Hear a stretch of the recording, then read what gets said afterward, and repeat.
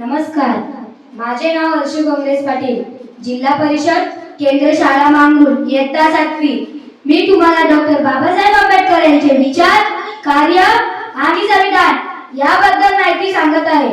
बौद्ध कवी रवींद्रनाथ फुले या भूमीवरी जन्मले, त्याने जनजीवन फुलविले।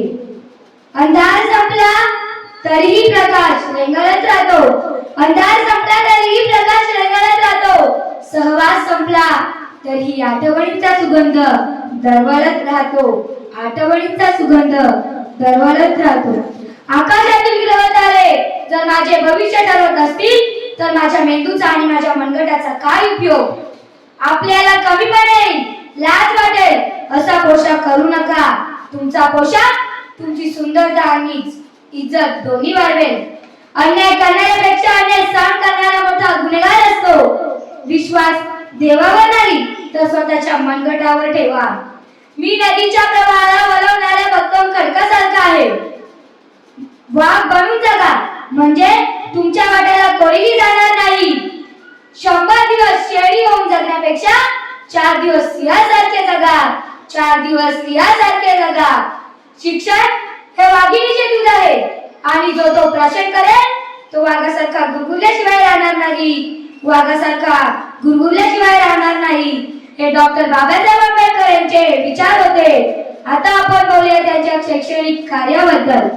मोजू तरी कशी उंची कर्तृत्वाची, मोजू तरी कशी उंची कर्तृत्वाची। तू जगाला शिकवली व्याख्या माणसातल्या माणुसकीची, तू जगाला शिकवली व्याख्या माणसातल्या माणुसकीची। शिक्षण हे समाज परिवर्तनाचे प्रभावी शस्त्र आहे। शिक्षणाने माणसाला आपल्या कर्तव्य आणि हक्काची जाणीव होते। समाजातील अस्पृश्य समाजाला स्वतःची जाणीव व्हावी यासाठी त्यांनी शिक्षणाचे महत्त्व समाजात विशद केले। शिक्षण हे वाघिणीचे दूध आहे आणि जो तो प्राशन करेल तो वाघासारखा गुरगुरल्याशिवाय राहणार नाही, वाघासारखा गुरगुरल्याशिवाय राहणार नाही असे ते समाज बांधवांना सांगत। प्राथमिक शिक्षण हा सर्व शिक्षणाचा पाया आहे, म्हणून हे शिक्षण अतिशय दर्जेदार आणि गुणवत्तेचे असावे असे ते सांगत। प्राथमिक शिक्षणाचे ध्येय असे असले पाहिजे की मुलगा किंवा मुलगी एकदा शाळेत दाखल झाले की ते पूर्णपणे सुरक्षित, माहितीपूर्ण आणि गुणवत्ता प्राप्त करूनच बाहेर पडावे। शासनाला लक्ष द्यायला हवे। त्यांचे म्हणणे होते की समाजाच्या सर्व स्तरापर्यंत शिक्षण पोहोचले पाहिजे। हे डॉक्टर बाबासाहेब आंबेडकर यांचे मत होते। आता आपण बोलूया त्यांच्या संविधानाबद्दल। संविधान असे लिहिले की सूर्य चंद्र असेपर्यंत मिटणार नाही, संविधान असे लिहिले की सूर्य चंद्र असेपर्यंत मिटणार नाही।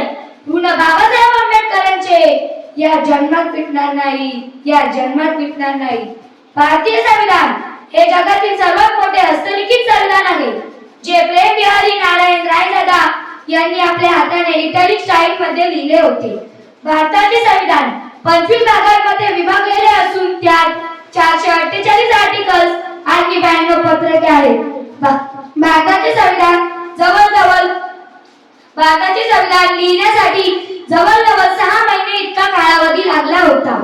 आपल्या संविधानाची इंग्रजी आणि हिंदी आवृत्ती असून तिची सत्यप्रत आणि संसद भवनातील लायब्ररीमध्ये ठेवली होती। तसेच बनवण्यासाठी 2 वर्ष 11 महिने 18 दिवस लागले होते। हवा वेगाने नव्हती, हवा वेगाने नव्हती, हवेपेक्षाही त्याचा वेग होता, हवेपेक्षाही त्याचा वेग होता। अन्यायाविरुद्ध लढण्याचा इरादा त्याचा नेक होता, अन्यायाविरुद्ध लढण्याचा इरादा त्याचा नेक होता असा रामजी बाबांचा लेख भीमराव आंबेडकर लाखात नाही तर जगात एक होता, लाखात नाही तर जगात एक होता। डॉक्टर राजेंद्र प्रसाद हे संविधान सभेचे अध्यक्ष होते। तसेच डॉक्टर बाबासाहेब आंबेडकर हे मसुदा समितीचे अध्यक्ष होते। भारताचे संविधान 26 नोव्हेंबर 1949 ला पूर्णपणे तयार होऊन परंतु ते अधिकृत रूपाने 26 जानेवारी 1950 ला ते लागू करण्यात आले। आज दिवस आपण भारताचा प्रजासत्ताक दिवस म्हणून साजरा करतो।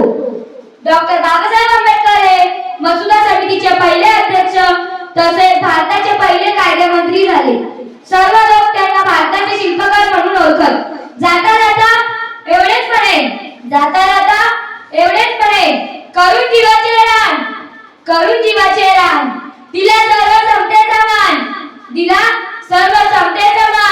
अशी भीमरावाची शान, अशी भीमरावाची शान.